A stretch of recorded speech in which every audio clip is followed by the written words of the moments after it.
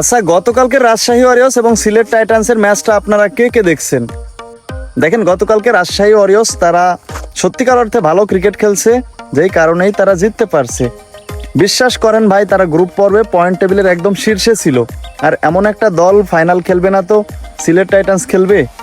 সেই সাথে আমি আরও একটা কথা বলতে চাই। দেখেন, সিলেট টাইটান্স এই ম্যাচটায় যেভাবে হারছে, মানে 12 রানের ব্যবধানে হারছে। তো 166 রান টার্গেটে নেমে 12 রানের ব্যবধানে হারা মানে খুব ভালোভাবেই হারছে। মানে আমি বলতে চাইছি, এর আগের ম্যাচটা একটু লক্ষ্য করেন। এর আগের ম্যাচটা তারা কি খুব ভালো ক্রিকেট খেলে জিতছে? কখনোই না। 112 রান টার্গেটে রংপুর রাইডার্সের বিপক্ষে একদম শেষ বলে একটা মিরাক্কেল ঘটিয়ে ছক্কা মেরে তারা ম্যাচটা জিতে গেছে। তো সত্যিকার অর্থে রংপুর রাইডার্সের বিপক্ষে তাদের ভাগ্য সহায় ছিল, যেই কারণে তারা জিতছে। আর ওই দিন ভাগ্য যদি সহায় না হতো, একটা মিরাক্কেল যদি না ঘটতো, মানে লাস্ট বলে ছক্কা মেরে তারা যদি না জিততো, তাহলে আজকে রাজশাহী ওয়ারিয়র্সের বিপক্ষে কারা খেলতো? অবশ্যই রংপুর রাইডার্স। এটা তো মাথায় রাখতে হবে।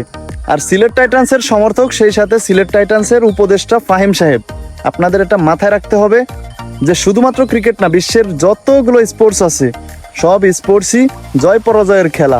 এখানে আপনি জয়টা যেমন উপভোগ করবেন, হারটাও ঠিক একইভাবে মেনে নিতে হবে। এর নামই হলো স্পোর্টস।